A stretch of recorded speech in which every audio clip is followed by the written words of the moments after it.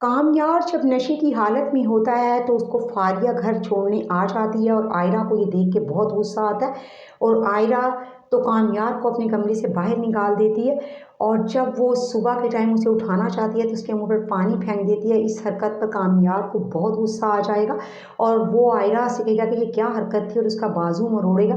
बाद में कामयार को एहसास होगा उसने गलत किया, वो सॉरी करेगा, लेकिन अब की बार आयरा उसके साथ यही सलूक करेगी और उसका बाजू मरोड़ेगी। जिस पर कामयार को गुस्सा आएगा और कहेगा कि अब की बार तुम्हें कमरे से बाहर जाना पड़ेगा, मैं तुम्हें बर्दाश्त नहीं कर सकता, और छत पे चली जाएगी। और वहाँ कामयार की अम्मी आ जाएंगी और जब वो देखेंगी आयरा को तो उसे बातें सुनाएंगे और उसे कहेंगे कि अगर कामयार हैंडल नहीं हो रहा तो उससे शादी करने की क्या ज़रूरत थी। और जाकर कामयार को भी फ़ोन लगाएगी और कहेगी ये तुम मियाँ बीवी ने आखिर तमाशा क्या बना रखा है, कभी वो कमरे से बाहर होती है तो कभी तुम कमरे से बाहर होते हो, ये आखिर तुम दोनों के दरमियान चल क्या रहा है। कामयार के पास कोई जवाब नहीं होता अपनी माँ के सवालों का।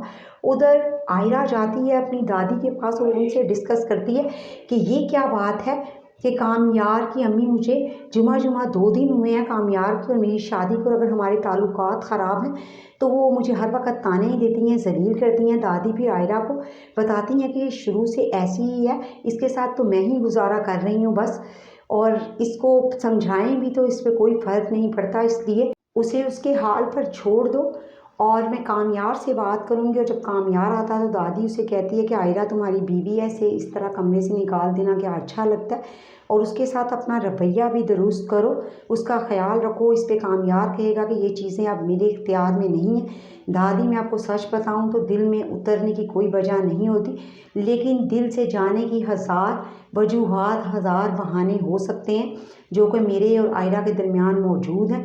इसलिए दिल से निकला हुआ शख्स बड़ी मुश्किल से दिल में अपनी जगह दोबारा बना पाता है। आयरा जब ये सब कुछ सुन रही होती है तो आयरा को बहुत तकलीफ़ होती है, क्योंकि कामयार दादी से कहता है कि अब मैं आयरा को अपने दिल में जगह नहीं दे सकता। वो बहुत परेशान होती है और कहती है कि कामयार आखिर कब सुधरेगा, मैंने तो अपनी इंतहाई कोशिश भी करके देख ली लेकिन ये सुधरने वाला नहीं है, आखिर मैं करूं तो क्या करूं। इसलिए वो जाकर छत पर फूट फूट कर रोने लगती है और उसकी हालत भी बहुत ख़राब हो जाती है स्ट्रेस की वजह से। और उधर आयरा की अम्मी उससे मिलने के लिए चोरी छुपे डॉक्टर साहब से आती हैं और जब आके आयरा की हालत देखती हैं तो परेशान हो जाती हैं, उससे वजह पूछती हैं कि आखिर क्या वजह है, लेकिन आयरा उसे कुछ नहीं बताती। वो आके डॉक्टर साहब से बात करती हैं कि मैं आपको बताऊं आयरा किसी मुश्किल का शिकार है, वो हमें बता नहीं रही बेशक, लेकिन उसकी हालत से मुझे सब अंदाज़ा हो गया। और डॉक्टर साहब कहते हैं कि ये मुश्किलात उसकी अपनी पाली हुई हैं, हमने तो उसे बहुत समझाने की कोशिश की थी, उसने खुद कामयार का इंतखाब किया था तो अब उसको भुगते। इसके बाद डॉक्टर साहब को मनाने की कोशिश करती हैं आयरा की अम्मी, लेकिन वो नहीं मानते। लेकिन फिर एक दिन आयरा जो है वो भी अपना घर छोड़कर आ जाती है, क्योंकि उसे लगता है कि अब मेरा यहाँ रुकना बेकार है, क्योंकि कामयार तो मुझे ज़रा बराबर भी वक़्त नहीं देता। और वो आके डॉक्टर साहब से माफ़ी मांगती है और पहले तो उसे माफ़ नहीं करते, लेकिन बाद में उन्हें आयरा को माफ़ करना ही पड़ता है, क्योंकि बाकी घर वाले भी उनको समझाते हैं। और इस तरह आयरा अब उनको कहती है कि मुझे अब कामयार के साथ नहीं रहना, लेकिन मैं उससे डाइवोर्स नहीं लूँगी, मैं यहाँ से कहीं दूर चले जाना चाहती हूँ।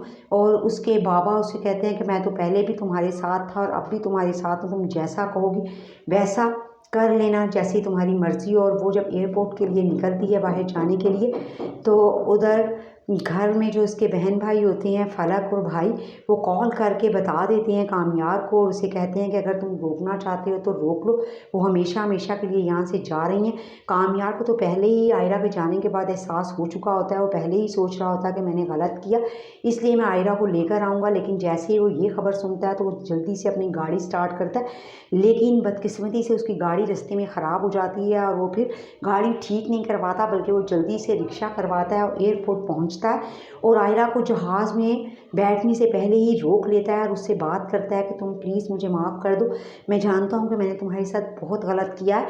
आयरा कहती है कि मैं शायद कभी भी तुम्हें छोड़कर ना चाहती, लेकिन तुम्हारा रवैया नाकाबिले बर्दाश्त हो गया था। और इस तरह से कामयार हाथ पकड़ लेता है आयरा का और कहता है कि तुम मुझे छोड़कर नहीं जा सकती। और आयरा को फिर कामयार की बात माननी ही पड़ती है क्योंकि दोनों की आंखों में आंसू आ जाते हैं। और इस तरह इस ड्रामा सीरियल का एक हैप्पी एंड हो जाता है। मुझे तो लगता है यही इसका बेहतरीन एंड है। आप व्यूवर्स कमेंट सेक्शन में अपनी राय का इजहार करें कि क्या आयरा को कामयार को माफ़ करना चाहिए था या नहीं, या कुछ और भी होना चाहिए था। वीडियो पसंद आई हो लाइक और शेयर करें।